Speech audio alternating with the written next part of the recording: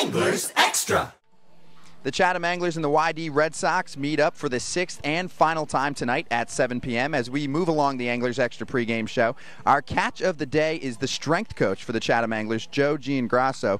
And Joe, the Chatham Anglers players, obviously we see their production on the field, but you work with them off the field. What's your impact to this team and with the players over the summer?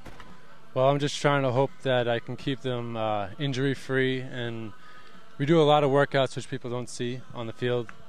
Everyone just sees them taking batting practice and fielding and going through the game, but they don't know that the guys are up at, say, 7 o'clock in the morning.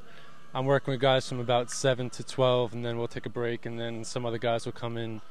I'll get about 2 to 3 guys at a time. So, I mean, we try to get in as many workouts as we could, and I try to explain to them that they're not trying to be bodybuilders. They're trying to be athletes. So, I mean, we go by what their programs are. And if they don't have a program, I'll try and add some stuff in.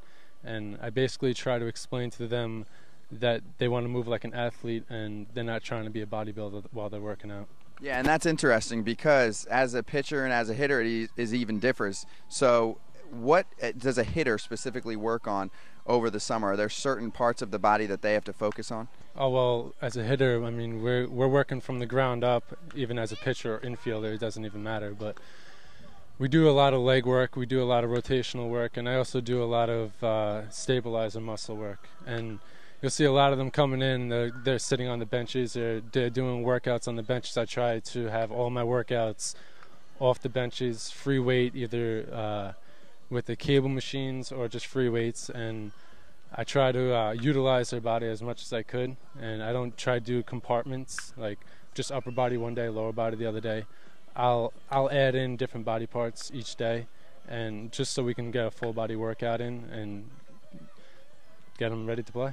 Now, how about with pitchers? Because it's such an extreme sport, the sport of baseball, with a pitcher, because he's really overworking his arm and using it in a way that you really wouldn't use your arm, and that you're not built to use your arm. So how do you handle a pitcher in the weight room? Well, I learned from a guy named Shane Foley up here in Boston. When I was down at Barry University, he explained to me that stabilizer muscles are very important, and with pitchers we do a lot of stability ball work, and I try to incorporate rotator cuff work or light shoulder workout within the week.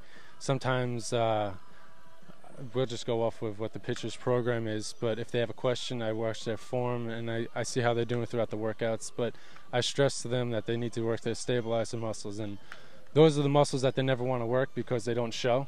They're deep within the body, so we work on those a lot.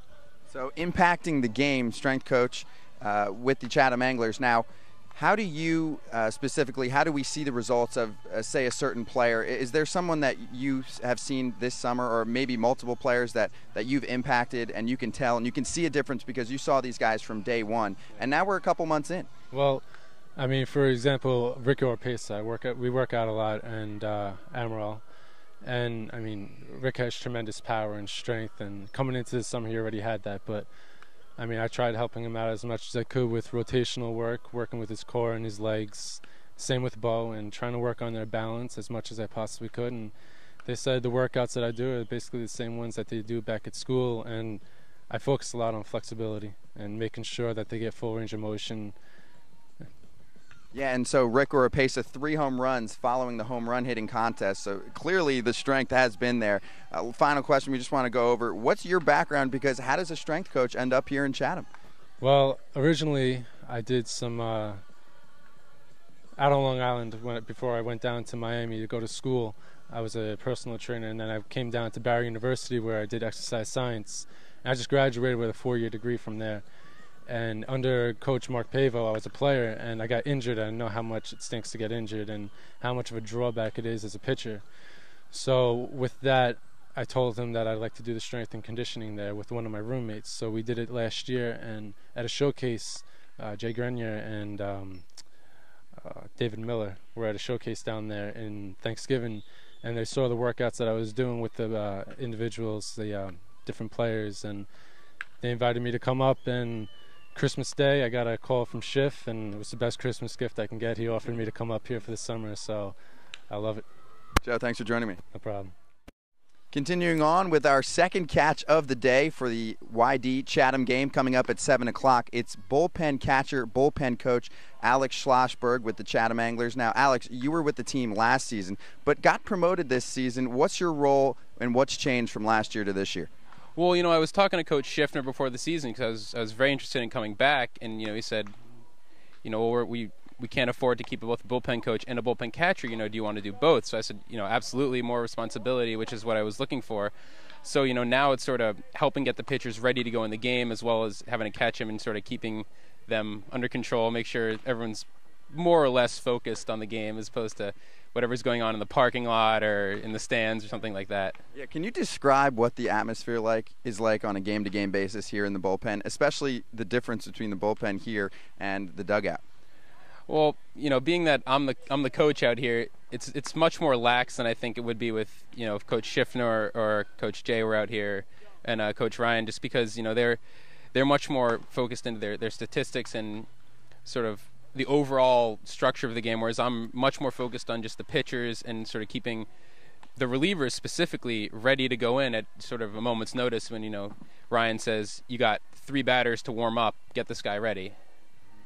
And how do you handle that when that situation occurs? Because it's vital that a guy is warmed up before he gets on the mound, because otherwise, as we saw the other day when Chatham was able to take down Katuitt, the pitcher was not able to warm up enough, and he hits Bo Amaral, and that decides the game. So how do you make sure that these guys are disciplined and paying attention and ready to go?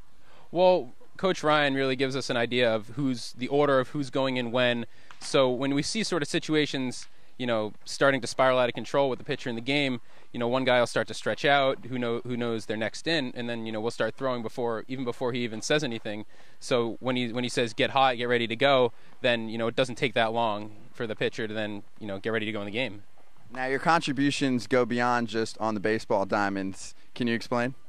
Well, I'm going to grad school in the fall to study to be a professional opera singer. So tonight, in fact, I'm going to be singing the national anthem for the game, and my flight down to Florida, I'm going to Florida State, is in 2 weeks. It's on August 15th for graduate school, so it's going to be great. And what's that like for you to begin the game singing the national anthem?